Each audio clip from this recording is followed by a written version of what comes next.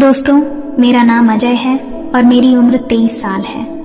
ये बात 2 साल पहले की है, जब मेरी सबसे छोटी मौसी अंजू, जिनके पति यानी मेरे मौसा जी की मौत हो गई थी। दिवाली का समय था और 2 दिन बाद दिवाली था और मौसी जी दिवाली मनाने हमारे घर आई हुई थी। उस वक्त मेरी उम्र 21 साल थी और मौसी की उम्र करीब 28 से 29 साल थी। मेरी सुबह देर से सोकर उठने की आदत है और परसों दिवाली है तो घर में चहल पहल थी और मैंने सुना था कि मौसी भी आने वाली है हमारे घर दिवाली मनाने।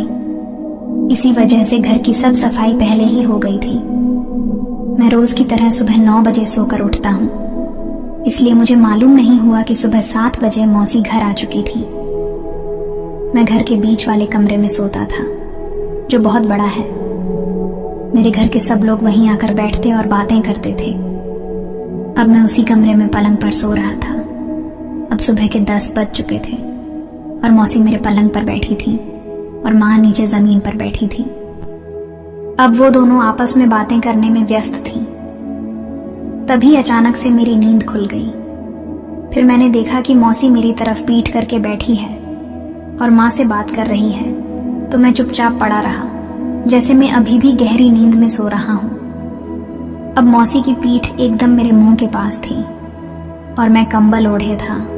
मौसी विधवा थी और कम उम्र, उस पर उनका भरा हुआ प्लेटफॉर्म।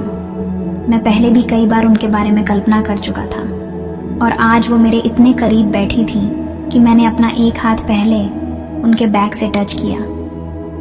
अब उन्हें टच करते ही मेरे सिस्टम में करंट सा फैल गया और मेरी धड़कन बढ़ गई थी। फिर मैंने थोड़ी हिम्मत की और अपना एक हाथ मौसी की। अब मौसी को शायद थोड़ा कुछ समझ में आ गया था, लेकिन वो फिर भी माँ से बात करती रही। फिर मैंने अपना एक हाथ उनकी तरफ धीरे धीरे आगे बढ़ाया और अब मेरा हाथ उनके बाल पर आ गया था। अब मौसी समझ गई थी कि मैं जाग रहा हूँ, लेकिन शायद अब उन्हें भी अच्छा लग रहा था, इसलिए उन्होंने कुछ नहीं बोला था। फिर मैंने महसूस किया कि उनका बदन, अब उन्होंने कुछ नहीं बोला, तो इसलिए मेरी हिम्मत और बढ़ गई थी। मैं ऐसे ही नींद का बहाना करके पड़ा रहा।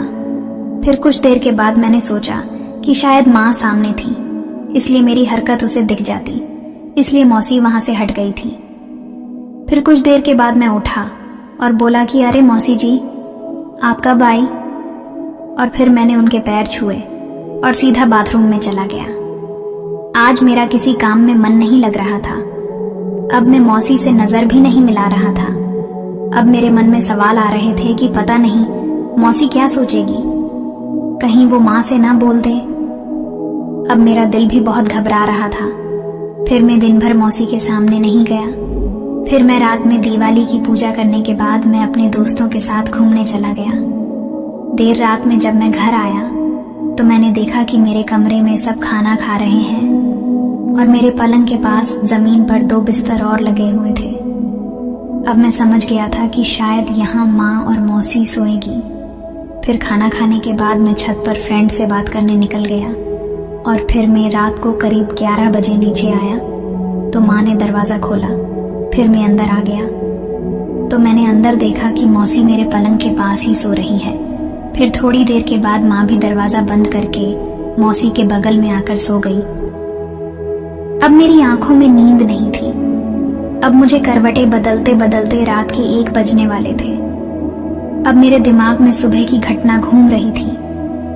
अब ये सब सोच सोच कर मेरे दिल की धड़कन बहुत बढ़ गई थी और अब मैं अपने आप पर काबू नहीं कर पा रहा था।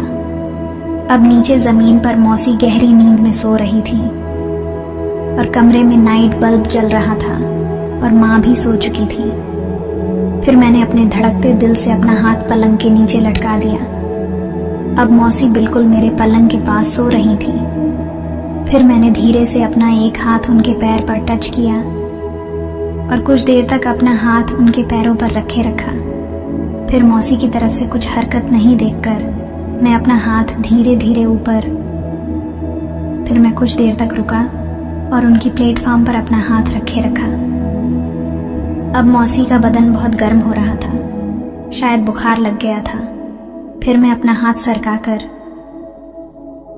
फिर मैंने अचानक से मेरे हाथ के ऊपर मौसी का हाथ महसूस किया।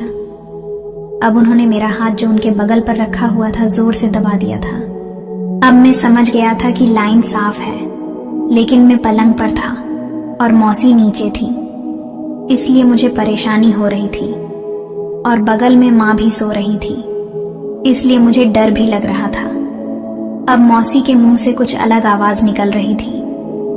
फिर मैंने मौसी के कान में कहा कि मैं बाहर आंगन में जा रहा हूं, आप भी धीरे से बाहर आ जाओ। फिर मैं उठा और धीरे से दरवाजा खोलकर बाहर आ गया।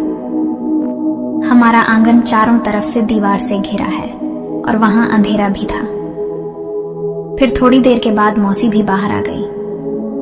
अब मैं आंगन के एक कोने में उनका इंतजार कर रहा था। फिर वो आते ही बोली, ज्यादा रात हो गई है ना। अब उनकी सांसें जोर जोर से चल रही थी। फिर मौसी ने एकदम से अपना एक हाथ मेरी हाथ में पकड़ लिया।